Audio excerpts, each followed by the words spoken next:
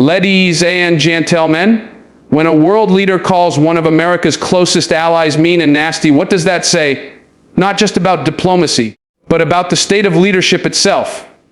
In a world where every word from a leader is amplified globally, former President Donald Trump's comment about Canadians being mean and nasty isn't just a passing remark, it's a mirror. A mirror reflecting the current climate of power, pride, and politics. This isn't about Canada vs. the US. This is about how leadership today is increasingly shaped not by humility and wisdom, but by conflict and confrontation. And what that means for the future affects us all. When a leader speaks, particularly one with global influence, those words carry weight far beyond the soundbite or headline. They shape how people see themselves, how nations perceive each other, and how trust is either cultivated or shattered. So when Donald Trump called Canadians mean and nasty, it wasn't merely a controversial quip. It was an illustration, perhaps unintentional, of how rhetoric in leadership reveals deeper currents of identity, division, and insecurity within both the speaker and the society they represent. Think about this: words form the architecture of power. They frame narratives, define enemies, and either heal or humiliate. A single sentence from a political figure can ignite a movement or crush it. When a president characterizes an entire nation, especially a close ally, with such emotionally charged language, he isn't just describing a situation, he's projecting a worldview. That projection ripples. It influences not just how Americans see Canadians, but how they see themselves through the lens of versus them. This isn't new. Language has always been one of the sharpest tools in the arsenal of leadership. But what's changing today is the precision with which these tools are used to divide instead of unite. In a digital age, every statement becomes an echo in the chamber of public opinion. Amplified, repeated, weaponized, and the damage isn't always visible. It lives in subtle shifts of trust, the erosion of respect, and the normalization of contempt. From a psychological perspective, such statements often reflect a deeper projection of internal conflict. Leaders who resort to labeling others tend to be projecting a fear of losing control or status. This isn't about diplomacy, it's about dominance. When a leader feels challenged, the instinct to belittle or diminish the perceived threat becomes a survival reflex. But in doing so, they trade respect for reaction, long-term credibility for short-term applause. There's also a cultural consequence. Citizens absorb the tone of their leaders. If the rhetoric is combative, dismissive, or flippant, it slowly conditions a population to see disrespect as strength and diplomacy as weakness. That's not just political decay, it's moral drift. But it doesn't have to end there. If we're aware of the power of words, we can reclaim their purpose.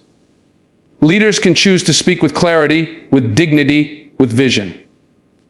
And when they don't, it's our responsibility, not just as voters or citizens, but as humans, to challenge the narrative, to look deeper, and to ask, what kind of world do we want our words to build? Because in the end, words are seeds, and whether they grow into thorns or trees that give shade, that depends on who's speaking and who's listening. When someone in a position of power resorts to name, calling, especially on a public stage, we have to ask, what purpose does it serve? On the surface, it may seem like a bold assertion of strength or candor.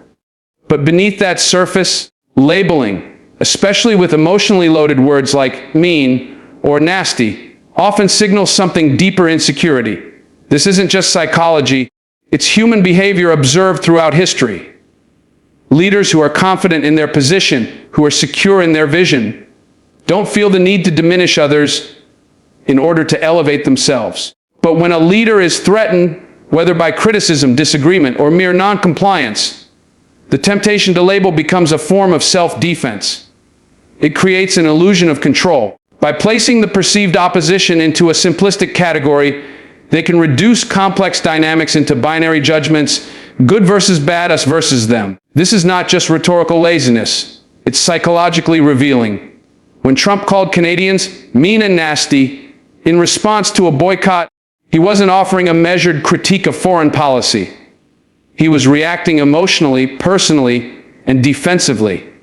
It's the kind of response you might expect not from a statesman, but from someone whose self-worth is wrapped tightly around the idea of being liked or obeyed.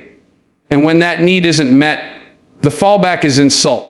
There's a parallel here with everyday human interactions. Think of the people in your life who often criticize others behind their backs or label those who disagree with them. More often than not, they are grappling with their own internal tensions, uncertainties, inadequacies, wounds left unaddressed. The louder the insult, the deeper the fear. Now apply that same understanding to leaders. Their words aren't just casual remarks. They're broadcasts of their emotional climate. When we hear labeling, especially in diplomatic or international context, it's worth pausing and asking not only what's being said, but why it's being said. What does this label protect the speaker from? What complexity is being avoided? What truth is being concealed by the simplicity of the insult? Philosophically, labeling is a form of reductionism. It strips away nuance, complexity, and humanity. And when leaders engage in that practice, they encourage their followers to do the same. That's how societies become polarized. Not because the issues are always irreconcilable, but because people stop seeing each other as worthy of complexity. They see only the label. We cannot allow ourselves to be conditioned by this pattern. If we want healthier discourse, stronger communities, and more compassionate leadership, we must start by refusing to accept labels as truth. We must look deeper at the speaker, the motive, the unspoken fear behind the words. Because when a leader speaks, they're not just telling us who they think the enemy is. They're showing us who they truly are. And if we listen closely, we might realize the real conflict isn't with others, but within themselves. Let that be a call not just to question their words, but to elevate our own. When leaders use emotionally charged language, it's rarely accidental. It may appear spontaneous, even authentic, but make no mistake, emotional language is a tool. And like any tool, it has a purpose. In politics and leadership, that purpose is often to guide public perception, redirect attention, or shut down critical thinking. Words like mean, nasty, vicious, or beautiful, tremendous, perfect.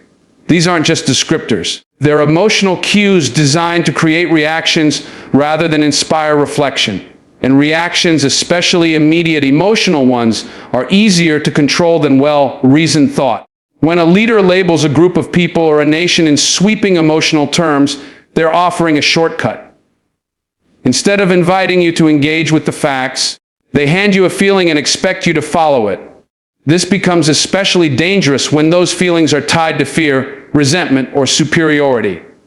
Emotional language can unite, but it can just as easily divide. It can focus attention on the enemy out there while conveniently hiding the failures in here. Think about it. If the leader is criticized for a policy, for a decision that didn't serve the people well, the easiest defense isn't data or dialogue, it's outrage. Shift the conversation. Stir up loyalty. Reframe the critic as the villain. Suddenly, the discussion is no longer about accountability, it's about allegiance. History offers countless examples of this tactic. When times are hard, when economies falter or wars loom, authoritarian leaders often turn to emotionally charged rhetoric. It simplifies complexity, it galvanizes followers, it creates an illusion of strength. But underneath it all, emotional language often signals weakness, a fear that if the people look too closely, they might see through the image. What's more, emotional language can desensitize. If a leader constantly uses exaggeration, everything is the best or the worst or the biggest, it becomes harder for the public to distinguish genuine urgency from theatrical performance. Over time, the public either stops listening or worse, loses the ability to think critically altogether. The result is a society more reactive than reflective, more loyal to emotion than to truth. This is why it matters how leaders speak. Not just what they say, but how they say it. When language is used to manipulate, it ceases to serve truth. It becomes propaganda. And in a culture that prizes strong leadership, we must be vigilant not to confuse volume with vision or passion with principle. As citizens, as thinkers, as people who still believe that words should mean something, we must hold our leaders to a higher standard. Emotional expression is not inherently wrong, but when it's used as a mask for failure, as a shield against accountability, or as a weapon to divide, we must call it out. Because when language becomes a tool of distraction, clarity becomes an act of resistance. Leadership at its core should be about service, about guiding people toward a shared vision grounded in truth, integrity, and the common good. But when leadership becomes rooted in division, it corrodes the very fabric of the society it claims to serve. It fosters an environment where people are no longer seen as individuals with unique value, but as instruments, tools to be weaponized for power, or obstacles to be discarded when inconvenient. Divisive leadership doesn't emerge in a vacuum. It's often cultivated slowly through subtle us versus them narratives. It taps into pre-existing fears and inflames them. It exaggerates cultural or political differences, not to understand or reconcile them, but to exploit them. The result is a population that becomes increasingly fragmented, emotionally polarized, and suspicious of anyone outside their ideological circle. Empathy suffers first. When a leader repeatedly vilifies a group, be it foreign nationals, political opponents, or even entire nations like Canada, he's doing more than expressing discontent. He's encouraging his followers to suspend compassion and adopt a posture of defensiveness or disdain. And once empathy is lost, it becomes easier to justify cruelty. Policies become harsher, discourse becomes more toxic, and relationships between neighbors, between countries, begin to erode. Trust follows closely behind. Not just trust in each other, but trust in institutions, in journalism, in facts themselves. In an age where every dissenting voice is labeled fake, disloyal, or even nasty, people grow unsure of what or whom to believe. A confused public is a vulnerable one, and vulnerability is the playground of authoritarianism. If people no longer trust the system, they stop participating in it. They disengage from civic life, withdraw from meaningful dialogue, and surrender to apathy or rage. Both are dangerous outcomes. And perhaps most tragically, long-term progress becomes nearly impossible. You cannot build a future together when you are taught to see one another as enemies.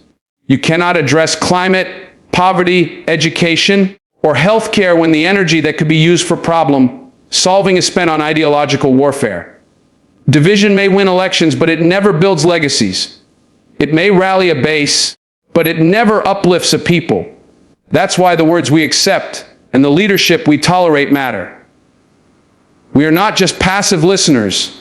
We are participants in the kind of culture we allow to grow. If leadership encourages cynicism, division, and emotional manipulation, and we stay silent, we're complicit.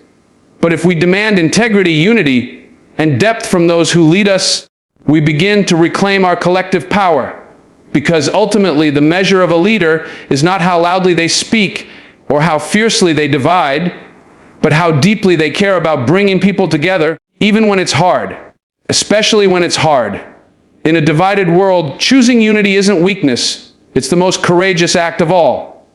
Here's a powerful, concise conclusion to your speech that ties together all key points while leaving your audience with something profound to reflect on. At the heart of great leadership is not bravado, not spectacle, and certainly not division. It is wisdom, humility, and the courage to lift others higher. In times like these, when noise often drowns out reason and performance replaces principle, we must pause and ask ourselves, what kind of leadership are we empowering with our silence, our loyalty, our votes, our voices? Leadership that mocks, divides, and inflames may win attention, but it cannot win the future. True leadership heals wounds, not widens them. It builds bridges, not barricades. And perhaps most importantly, it listens before it speaks. In a world fractured by fear, rhetoric, and manipulation, it is not strength we lack, it is clarity, conscience, and collective resolve. We are not just observing leadership, we are shaping it every day by what we accept and what we reject. If we want a world defined by truth over deception, unity over conflict, and compassion over cruelty, we must demand it. Not someday, but now.